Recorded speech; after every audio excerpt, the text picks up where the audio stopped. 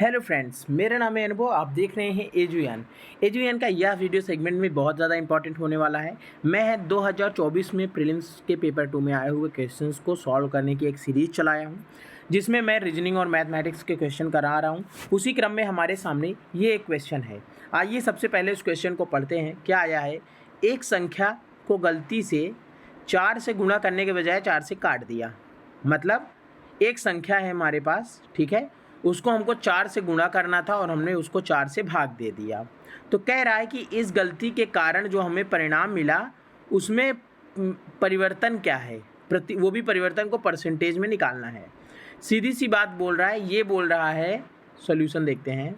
Question में बोल रहा है कि हमें हमारे पास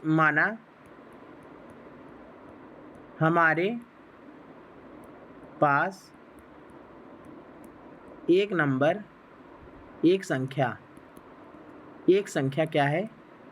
एक संख्या 100 है, ठीक है, माना। तो हमको क्या करना था? हमको 100 इंटू 4 करना था,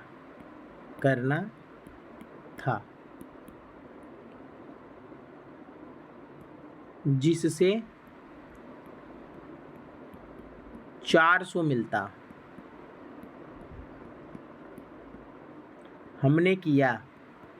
हमने गलती से रॉन्गली बाई मिस्टेक हमने क्या कर दिया? 100 डिवाइड 4 कर दिया, जिससे 25 मिला। तो हमारा दोनों परिवर्तन कितना आ गया परिणाम में?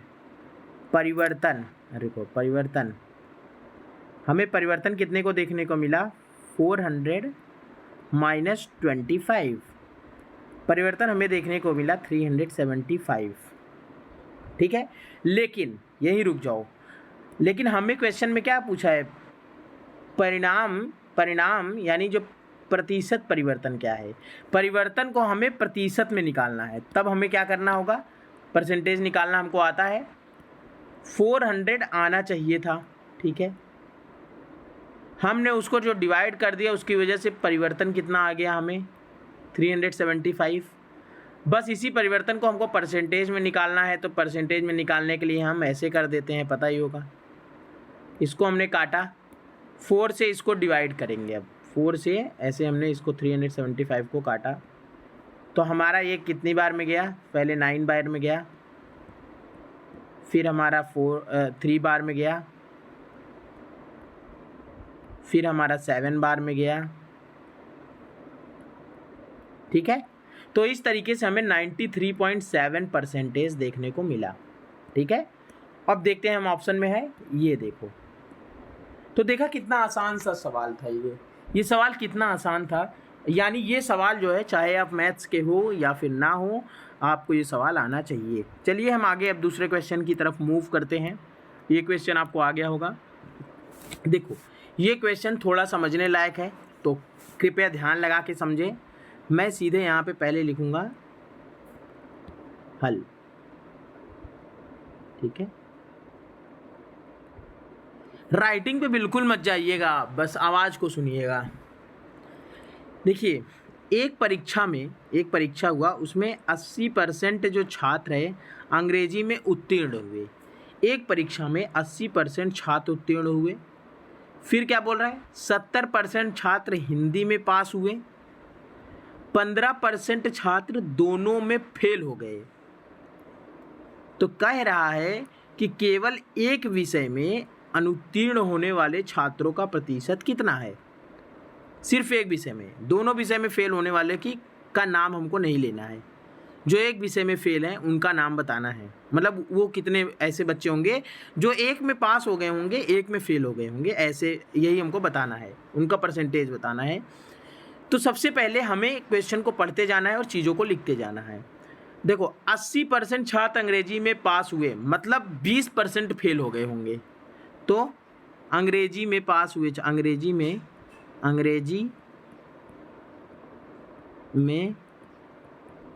फेल हुए छात्र। कितने छात्र अंग्रेजी में फेल हो गए होंगे? 20%। अब देखो, हिंदी में 70% छात्र उत्तीर्ण हुए, मतलब हिंदी में फेल हुए छात्र। कितने छात्र फेल हो गए बताओ हिंदी में? 30%।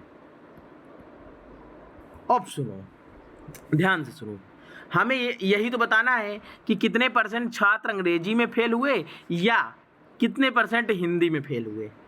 ठीक है, लेकिन अभी हमको क्या पता है? हमको इससे ये पता चल गया कि भाई अंग्रेजी में 20% लोग फेल हैं, 30% लोग हिंदी में फेल हैं।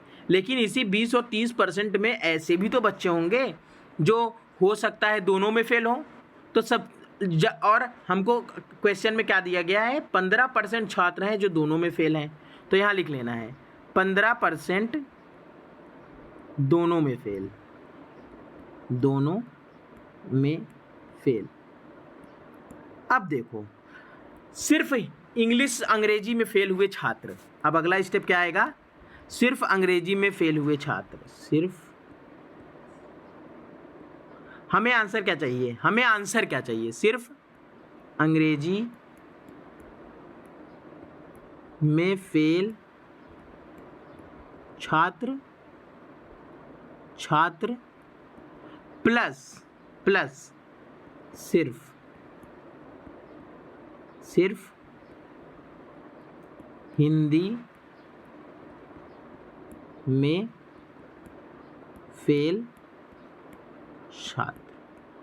हमें यही चाहिए, इन दोनों का सम, क्योंकि ये दोनों क्या हुआ? एक तो सिर्फ इंग्लिश में फेल होगा एक ही, और हमारा आंसर आ जाएगा। समझ गए ना? और परसेंटेज बताना है, छात्र का प्रतिशत। ठीक है, कितने परसेंट छात्र सिर्फ अंग्रेजी में फेल हुए, कितने हिंदी में फेल हुए। तो देखो, टोटल अंग्रेजी में फेल हुए छात्र। अब देखो, अंग्रेजी में फेल छात्र से अब यहाँ से निकालो, सिर्फ अंग्रेजी में फेल छात्र, छात्र, सिर्फ अंग्रेजी में फेल छात्र कितने होंगे? 20% टोटल फेल हैं। अब इसी 20% में 15% ऐसे छात्र हैं जो दोनों में फेल हैं। हमें क्वेश्चन में दिया है 15% ऐसे हैं जो दोनों में फेल हैं। लेकिन हमें क्या चाहिए? सिर्फ अंग्रेजी में फेल हुए, मतलब हिंदी वालों को माइनस कर देना है जो। तो देखो, तो 20 में से हम 15% को घटा देंगे, 5% आएगा। यानी ये जो 5% छात्र हैं ये सिर्फ अंग्रेजी में फेल हुए हैं, मतलब ये हिंदी में फेल नहीं हुए हैं, ये अंग्रेजी में फेल हुए हैं। इसी तरीके से हमें क्या निकालना है? सिर्फ हिंदी में फेल छात्र, हिंदी में फेल छात्र। सिर्फ हिंदी में फेल छात्र कितने होंगे? टोटल हिंदी में फेल छात्र 20% है, 30% है। टोटल हिंदी में 30% फेल है, टोटल हिंदी में 30% फेल है, माइनस 15% दोनों में है। हमें इससे क्या मिलेगा? 15%। यानी 15% छात्र हैं जो सिर्फ हिंदी में फेल हैं। ठीक है, और 5% छात्र हैं यहाँ पे जो सिर्फ इंग्लिश में फेल हैं। तो हमको मिल तो गया कि 5% छात्र अंग्रेजी में फेल, इंग्लिश में fail, English fail, 15% Hindi fail, total 20% ऐसे छात्र हैं जो एक विषय में, 20% student fail in only one exam, only one subject.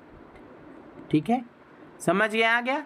तो 20% छात्र ऐसे हैं हमारे जो सिर्फ एक सब्जेक्ट में फेल हैं। तो यहाँ से हमारा निकल आया। अब बताइए इस क्वेश्चन में आपको क्या दिक्कत हो गई? क्या ये क्वेश्चन आपको आसान नहीं लगा?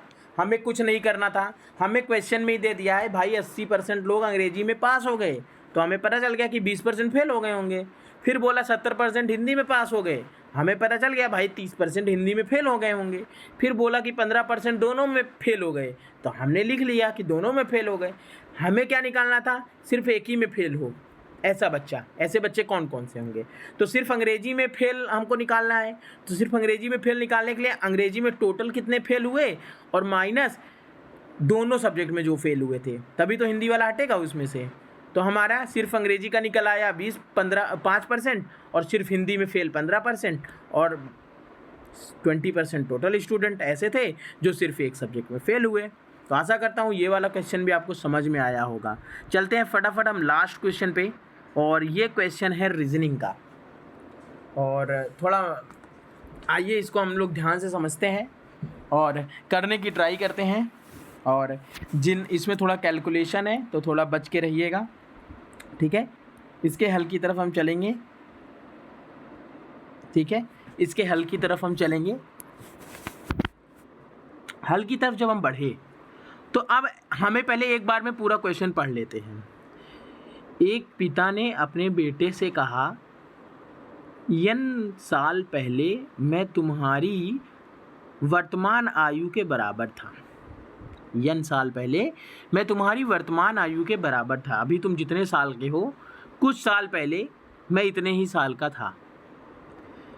मेरी वर्तमान आयु n वर्ष पहले तुम्हारे 4 गुना थी। मेरी अभी की जो आयु है वो तुम्हारी n वर्ष पहले जितनी आयु रही होगी उसकी 4 गुना है अभी। समझ गए? तो कह रहा है यदि पिता और पुत्र की वर्तमान आयु का योग 130 है, दोनों अभी जब बात कर रहे हैं अपने बाप बेटे, उस वक्त उन दोनों की जो उम्र है उसका अगर सम करेंगे तो वो 130 वर्ष है। तो कह रहा है कि तो उनकी आयु में डिफरेंस कितना है। वह आयु में डिफरेंस निकालने के लिए हमें क्या करना होगा? सबसे पहली बात दिमाग में ये आना चाहिए। तो आयु में उनके अंतर लाने के लिए हमें दोनों की आयु पता होनी चाहिए। बस वही निकालने के लिए अब हम चल देंगे।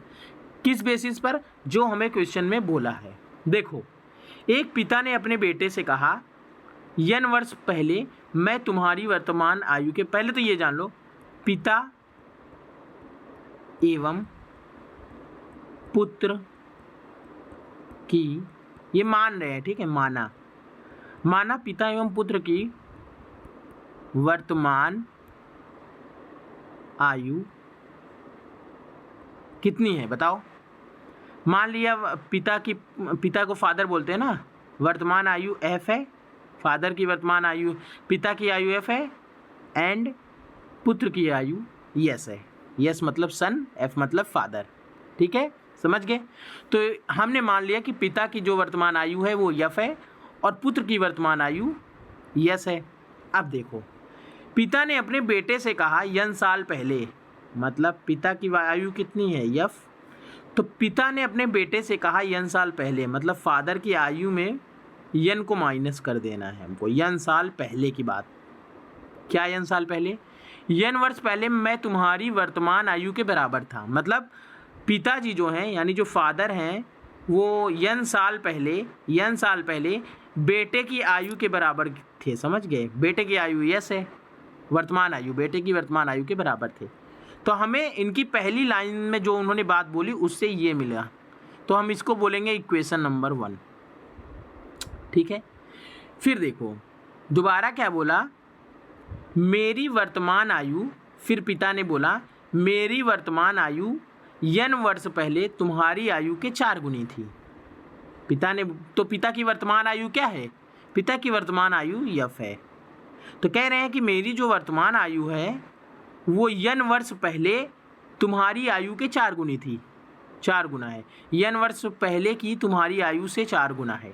पिता की आयु जो वर्तमान में है वो f है, और कह रहे हैं कि n वर्ष पहले बेटे की उम्र के 4 गुनी है। समझ गए? ध्यान से सुनो, मेरी वर्तमान आयु n वर्ष पहले की तुम्हारी आयु, तो बेटे से कह रहा है तुम्हारी n वर्ष पहले जितनी थी, यानी बेटे की n वर्ष पहले आयु क्या रही होगी, यस माइनस n।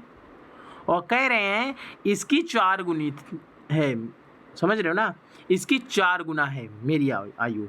अभी वर्तमान में मैं तुम्हारे n वर्ष पहले की आयु के 4 गुना हूँ, तो उससे हमें एक ये स्टेटमेंट निकल के आया। फिर से मैं बोलूँगा, क्वेश्चन को पढ़ो। एक पिता ने अपने बेटे से कहा n वर्ष पहले मैं तुम्हारी वर्तमान आयु का बराबर था, उससे आपको ये मिला। फिर बोला मेरी वर्तमान आयु यानी f n वर्ष पहले तुम्हारी आयु से 4 गुना है, मतलब n वर्ष पहले बेटे की आयु क्या रही होगी, यस माइनस n, और इससे 4 गुना है पिता की वर्तमान आयु। ठीक है, उससे हमको इक्वेशन 2 मिल गया। अब हमें क्वेश्चन पढ़ने की अभी ज़रूरत नहीं है, क्योंकि हमने पहले ही निकाल लिया है कि हमें आंसर के लिए क्या चाहिए, हमें दोनों की आयु निकालनी है। ठीक है, हमें दोनों की आयु निकालनी है, बात ये है।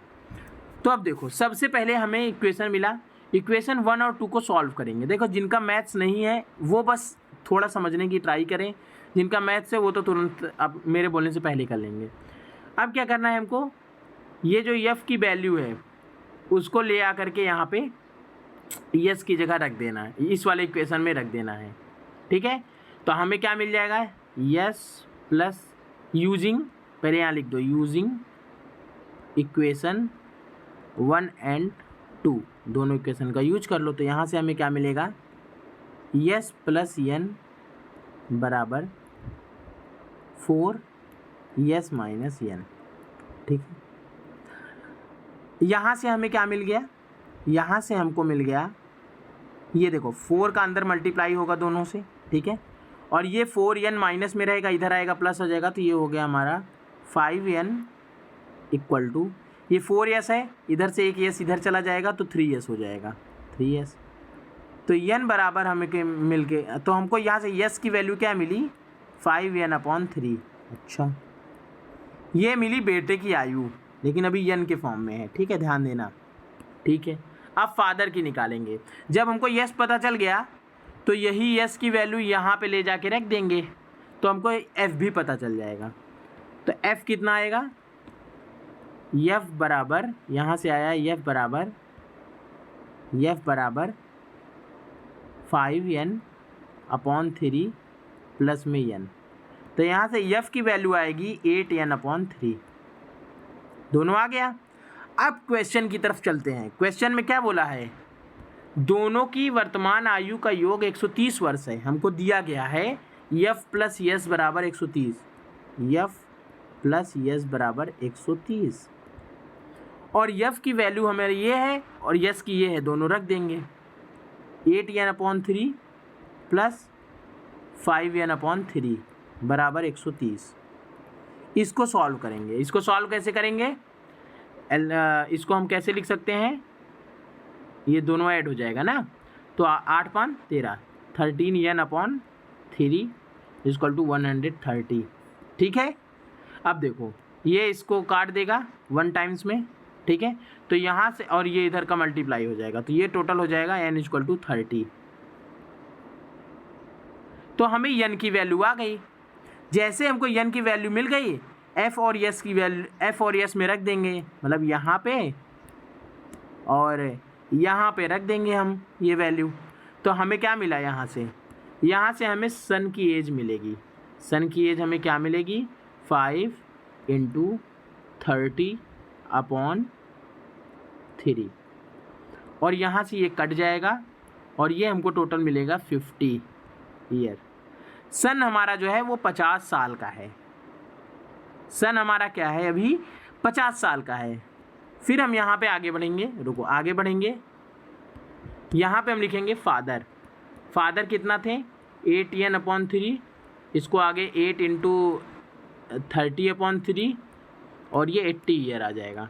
मतलब बेटा है 50, अभी 50 साल का है, और पापा जी कितने के हैं, 80 ईयर्स के हैं। हमें क्या बताना है, दोनों की एज में डिफरेंस कितना है। देखो हमें आंसर क्या देना था, तो उनकी आयु में अंतर क्या है। योग दिया है, अंतर पूछ रहा है, तो अंतर क्या होगा बताओ, अंतर क्या होगा, अंतर होगा एक 80 साल का है, एक 50 साल का है, तो अंतर होगा 30 साल का दोनों में, ठीक है। दोनों में एज गैप कितने, 30 साल का। तो हमें यहाँ से आंसर मिल गया, जी हाँ ये 30 वर्ष आंसर होगा, ठीक है। समझ गए। तो देखो ये लास्ट क्वेश्चन थोड़ा ज़्यादा समझने वाला था, थोड़ा सा कैलकुलेटिव था। जिनका मैथ्स था उनको तो 2 सेकंड में समझ में आ जाएगा, और जिनका मैथ्स भी नहीं है तो मैं कहूँगा कि आप कोशिश करिएगा। वैसे क्वेश्चन आसान था पर आप कोशिश करिएगा, ऐसे क्वेश्चन से बच जाइए, ठीक है। मैं क्या बोलूँ, जिनका बहुत वीक है, जिनको थोड़ा भी मैथ्स आती है और इक्वेशन सॉल्व करना आता है, आप इसको कर ले जाओगे, क्योंकि तुरंत ही तो देखो रीजनिंग के जो ऐसे क्वेश्चंस आते हैं, ये जो भी क्वेश्चंस आते हैं हमारे सीसेट में ऐसे टाइप वाले, उन पे हमें ये ध्यान देना होता है भाई कि सबसे पहले आपको क्वेश्चन पढ़ते जाना है और चीज़ों को लिखते जाना है। उससे आपकी इक्वेशन बनेगी, हमेशा इक्वेशन इस ऐसे क्वेश्चन में बनती है, और उन्हें इक्वेशन को सॉल्व करके हमें लाना होता है, ठीक है। बाकी एग्ज़ाम में आप थोड़ा से एक काम कर सकते हो। अगर इसको हम रीजनिंग के तौर पे लें तो हमें क्या बोला है, वर्तमान आयु 130 वर्ष है। तो हम ऐसे गेस भी कर सकते हैं कि देखो या तो एक बार मैं भी ट्राई करता हूँ, ये नए आयाम से सोचता हूँ। अगर उसमें बोला कि दोनों की आयु 130 वर्ष है, तो मैं गेस नहीं कर सकता हूँ कि देखो आंसर के हिसाब से क्या है, 30 सबसे छोटा है ना, इसमें आंसर में 30 सबसे छोटा दिया गया है। तो मैं ऐसे भी तो कर सकता हूँ यार कि पहले मैं 100 और 30 करके देख लूँ, हाँ नहीं बनेगा तो मैं 90 और 40 करके देख लूँ, समझ रहे हो, 90-40 मान लूँ, समझ रहे हो, 90-40 मान लूँ, और मैं वही कंडीशन पढ़ के मिला लूँ, ये भी हो सकता है, ऐसे रीजनिंग से कर सकते हो। या फिर मैं 80-50 करूँ। वैसे 3 बार में मैं पहुँच जाता, हम लोग 3 बार में पहुँच जाते अपने आंसर के पास, ठीक है। तो बहुत होता है जब लोग मुसीबत में होते हैं तो बहुत सारी ट्रिक लगाते हैं। ये तो हो गया प्रॉपर मेथड, ये हो गया प्रॉपर मेथड कैसे सॉल्व होगा, ठीक है। चलिए ठीक है, आशा करते हैं आपको ये आज का भी ये वीडियो समझ में आया होगा और क्वेश्चंस आप कर पा रहे होंगे। ऐसे ही क्वेश्चंस आपको देखने को मिल सकते हैं 2025 में, और धैर्य बनाए रखिए। चलिए फिर, टेक केयर, बाय बाय।